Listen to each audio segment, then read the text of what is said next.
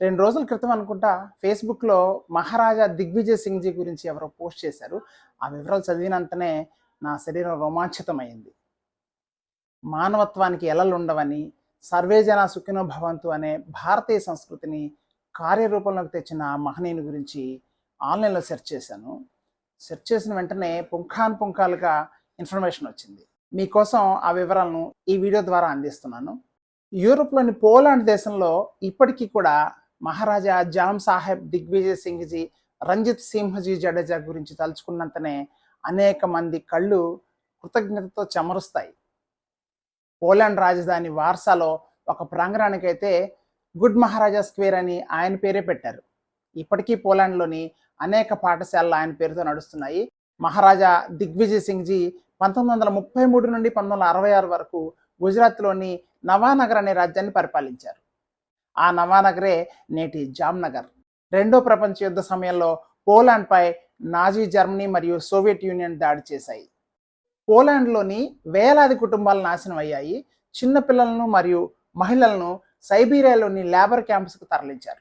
తర్వాత విడుదలైనప్పటికీ వారికి ఎక్కడ సురక్షిత ఆశ్రయం లభించలేదు. అప్పుడు చాలా దేశాలు వారిని అంగీకరించడానికి నిరాకరించాయి.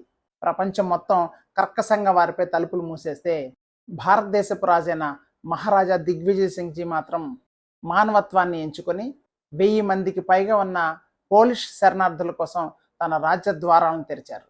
1942లో జామ్నగర్లో తన విశ్రాంత రాజభవనం సమీపంలో బాలాచడి అనే ఒక ప్రత్యేక శిబిరాన్ని ఏర్పాటు చేసి అక్కడ వారికి సురక్షితమైన ఆశ్రయం కల్పించారు.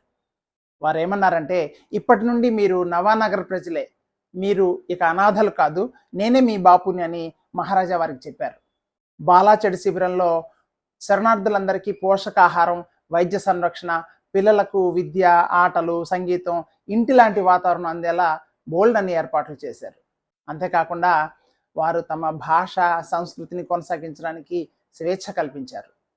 పోలాండ్ దేశం ఇప్పటికీ ఆయన్ని ఎందుకు గర్విస్తుందంటే, మహారాజా వల్ల పోలాండ్ దేశపు వందల మంది పిల్లలు ప్రాణాలతో బయటపడ్డారు. వారిలో చాలా మంది ఇప్పుడు డాక్టర్లు, ఇంజనీర్లు, కళాకారులు, నాయకులుగా ఎదిగారు. ఆయన రాజుగా కాదు, రక్షకుడిగా గుర్తింపు పొందారు. వాస్తవానికి మహారాజా ప్రశంసల కోసం కానీ, ప్రతిఫలం ఆశించి కానీ ఈ పని చేయలేదు. కేవలం మానవత్వంతో సహాయం చేశారు.